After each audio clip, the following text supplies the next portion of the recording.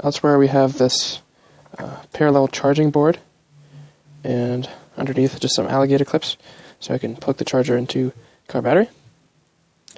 Alright, and then I have some spare propellers here. This is a great quadcopter. This is the QAV 500, which means it's 500 millimeters from here to here, I believe, measured diagonally. So it's a pretty good size. So yeah, took up this big case here. You could fit it in a smaller case if you didn't have propellers mounted, but this way you could just fly quickly. It's got, unlike some other ones, it has aluminum arms instead of plastic. Plastic is very prone to vibration, and aluminum is good at absorbing that vibration, because each of these motors are spinning at about 12,000 times per minute. So for those, it's going to create a lot of vibration, and you do not want that transferring to your GoPro, because GoPros use CMOS sensors, which are prone to the jello effect, just like Canon cameras, etc. This is the GPS stand. It's got a foldable mount. The GPS knows the location of the quadcopter in 3 dimensions, so it's able to stabilize. Even if there's wind, this will help hold its position when you're not moving the sticks on the remote. So that's great. And it's on the stand here to separate it from the receiver. This is the RC receiver, talks to the radio transmitter. And we got 2 printed circuit board antennas. I just keep them on the sides of the battery.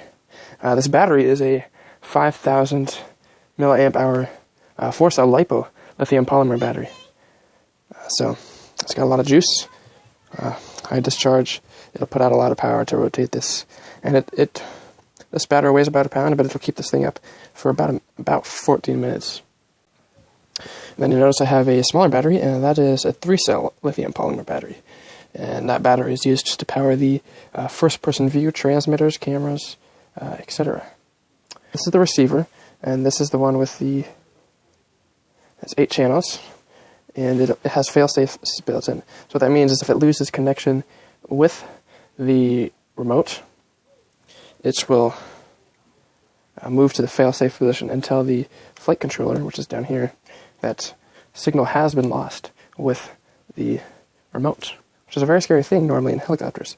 But because this has GPS and basically a flight computer built in, it is able to hover, come back, and automatically land right where you took off, automatically, in the event that your remote loses batteries or something scary like that. And I also have, as you saw, the fail-safe switch on the remote. So if I switch that, it'll come and land automatically. So if I lose sight of it, I don't know which way it's pointing, whatever, something's going on weirdly, I got that safety feature. Also, there's another interference is a scary thing. There's 2 things that could go wrong, basically. There's one where you get out of range or your signal is weak. The communication between the radio and the helicopter is not good. So that's one scary thing, okay? If this doesn't get a signal, it knows, okay, I'm going to come back. But what about other signals? What about signals that it thinks are actually genuine, which are not, such as power line, cell phone tower, whatever? This thing has a protection where if it gets a constant signal, such as forward, right, or whatever, and it's not moving, and if it's not in the hover position, if it's not like that, it's constant, because it'll hover. And if it doesn't change, usually you see your helicopter's hovering, you'll move your sticks around, because generally, I mean, you can't hold it exactly, you're going to move it just a little bit. So if it sees, but it is in a constant position, that means there's probably signal interference, which is very scary. Usually, something like this would fly away. Very scary. But this thing will know, oh, hey, I have a interference problem, I need to come back, so it'll go into fail-safe mode that way and return using GPS to your launch location. So lots of fail-safe features to make sure that you get this thing and the GoPro back safely. The case, and so this will be a little hard because I'm moving the camera in the other hand. Oops, dropped a camera. Other camera. So here you got the aluminum arms, you got your motors. These are 740 kV. I don't know, it'll focus there. It's not going to focus. But 740 kV, so they'll rotate. So that's not kilovolt, it's 740 times for every volt you supply. This battery is about 16.8 volts. So you can do the math, figure out how many times it rotates. The plates here are all fiberglass, I believe. G10, which I think is a fiberglass. We have the aluminum arms, which are good at absorbing vibrations. And then you also have these bobbins here. These bobbins separate, just by these bobbins, vibration absorbing bobbins, the motors, electronic speed controllers, and the camera. So they're separated by that, and that does a really, really good job at removing vibrations from your video. It almost pretty much eliminates it. Alright, here you have the NASA flight controller. If I can kind of focus in there. Kind of hard to see because it's under all these layers here, but if I move in close, you see there's the NASA flight controller. This is the tiny computer pretty much that controls the quadcopter, stabilizes it using accelerometers, altitude sensors, etc. Compass is in the GPS unit, and that makes flying these things a breeze. It really does. They're very good motors, ball bearing, so very good bearings in there. Great motors. In there you can see I have a 30 amp electronic speed controller. That basically controls how much voltage goes to each motor so that they'll spin the right amount of rotations. And you have complete control with this unit. You can, rotate. It's autofocus slow, I guess. It's a phone. What? Well, I shouldn't expect much. So it'll rotate side to side, forward, backwards. It's a pretty nimble device. And, underneath the arms, we have carbon fiber landing gear. It's pretty strong. They absorb any hard landings pretty well in my experience, and yeah, these carbon fiber tubes are very lightweight, as you would expect. That is called a Flytrex core, and what it does is it records. It's basically a black box, in a plane. Records every movement, altitude, GPS location, and records a track of where this thing has been, temperature, all that. So you can look at your mission, see how far you've flown, see how fast you went. I think my record was 50 miles per hour, I think. So you can see your speed, your top speed. Pretty cool. You can log it in Google Maps. But that's also a great feature to figure out why perhaps there was a crash or something like that. So it's good to have that data. This is a 3-camera video switch. So I can control, using one of the switches on the transmitter, which video I see. And what you don't see on this is separate, is a video transmitter. So not only am I controlling it from the ground, but I'm also sending a video signal back to the ground so I can see exactly what this helicopter sees, what the GoPro looking down and forward, and that little camera there. That little camera is sort of like a backup in case of the GoPro, because sometimes GoPros freeze. I've had that experience, and with the new firmware, I've had no freezes, but it's good to have that extra precaution. And this, yes. So that is the quadcopter. So let's talk about features. Okay, so attitude flight mode controls your altitude and your attitude, but doesn't control GPS, because GPS usually makes slight corrections, and sometimes those corrections will show up in your video. So if you want like a nimble, smooth motion, you're going to go with attitude flight mode. For a little more safety, you're going to move into GPS mode.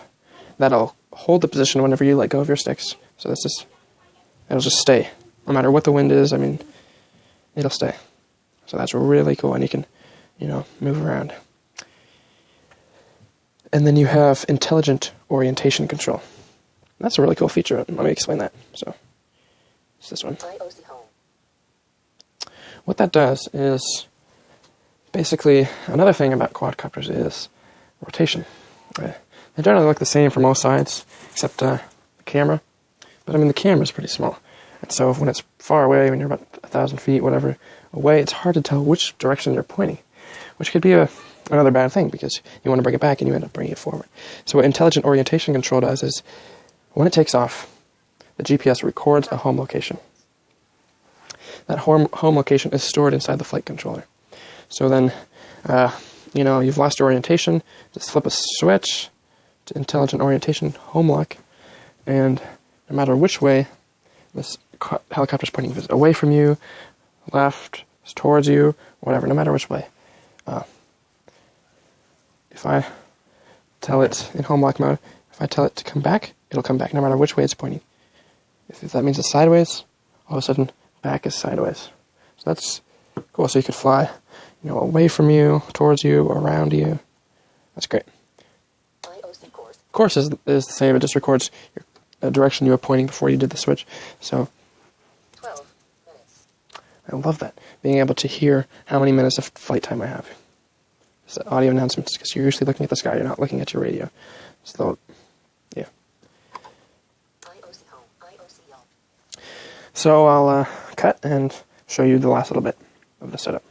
The last layer of the helicopter case. So this is my third layer with these 3-inch foams. What wasn't in my last videos that I forgot to put on the helicopter, this is just the video transmitter that beams back the video to home. So I can see the video from the ground. And then, oops, cut. Oh, sorry. And then this is the antenna for it, just screws on. And the filter. It's an end filter. So you got a lot of different radios going on. You have your GPS, you have your transmitting, you have GPS, you have your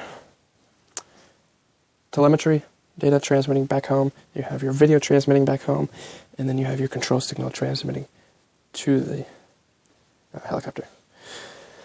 So this is my last layer here. I just have a wrench for tightening and replacing props. I have a charger, simple charger. This is a 300-watt charger. And these are my extra batteries in a LiPo bag and a cable.